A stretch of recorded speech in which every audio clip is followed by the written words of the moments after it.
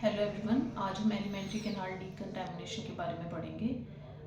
ये पढ़ने का मेन कॉन्सेप्ट क्या है हमारा कि जो पेशेंट आईसीयू में होते हैं, जो इंट्यूबेटेड है या बाईपैप पे हैं और जो कुछ खा नहीं रहे हैं, फास्टिंग है पेशेंट, उनमें क्या होता है कि ओरल हाइजीन अपने आप ही पुअर हो जाती है। नॉर्मली हम क्या करते हैं, ब्रश कर रहे हैं, खाना खा रहे हैं, तो हमारी नॉर्मल ओरल हाइजीन मेंटेन रहती है। हमारे कमेंसल बैक्टीरिया जो जीआई में होते हैं वो जीआई में रहते हैं। अगर वो कमेंसल बैक्टीरिया जीआई से बाहर कहीं भी जाएंगे तो वो पैथोजेनिक बन सकते हैं। और अगर जीआई ट्रैक में कमेंसल बैक्टीरिया के अलावा कोई और बैक्टीरिया आएगा तो वो भी पैथोजेनिक है। तो ओरल ये डीकंटामिनेशन का हमारा मेन पर्पज़ यही है कि ओरल हाइजीन मेंटेन कैसे रखनी है उन पेशेंट में जो खाना खा नहीं रहे हैं, फास्टिंग है और इंट्यूबेटेड है। तो लेट्स सी, नॉर्मली क्या होता है कि जो सेप्रोफाइट्स होते हैं वो हमारी ओरल कैविटी में होते हैं या अपर जीआई ट्रैक में, लोअर जीआई ट्रैक में।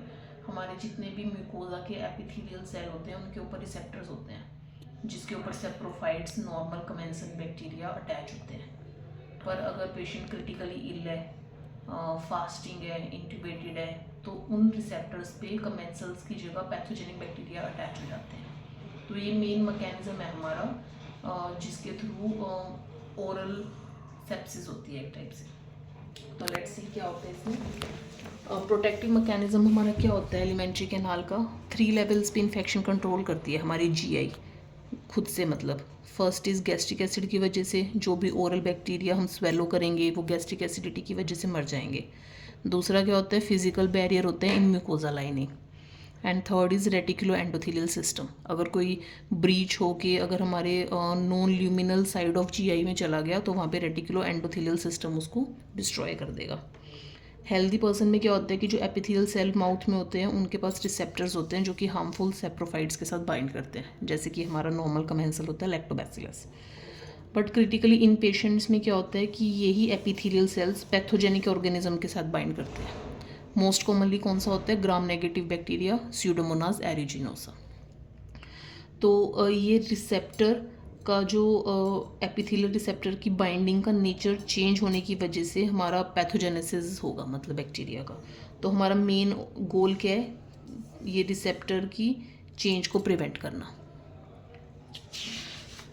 तो इसके लिए मेथड्स क्या क्या होते हैं। फर्स्ट इज़ क्लोरहेक्सिडिन हम यूज़ करते हैं। क्लोरहेक्सिडिन ग्लूकोनेट यूज़ करते हैं 0.12%।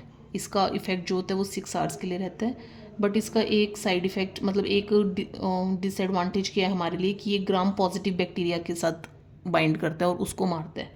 पर जो हमारा मोस्ट कॉमन पैथोजेनिक ऑर्गेनिज्म है ओरल कैविटी में वो है स्यूडोमोनास एरिजिनोसा, जो कि एक ग्राम नेगेटिव बैक्टीरिया है। यही वो बैक्टीरिया है जो कि हॉस्पिटल रिक्वायर्ड इन्फेक्शन, निमोनिया कराता है पेशेंट को।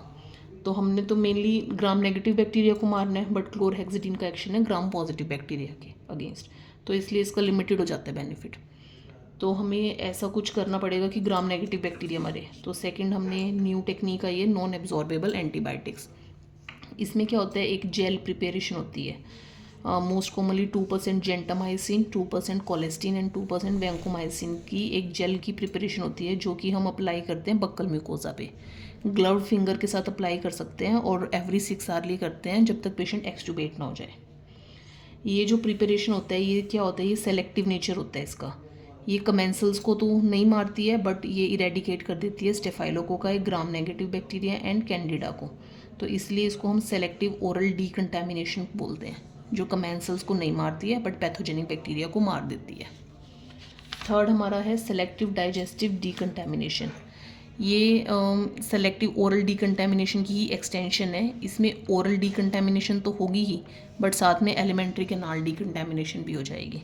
तो इसमें थ्री टेक्निक्स हम एंटीबायोटिक देते हैं। ओरल कैविटी के लिए सेम पेस्ट अप्लाई करते हैं फिंगर से of 2% polymyxin, 2% tobramycin and amphotericin.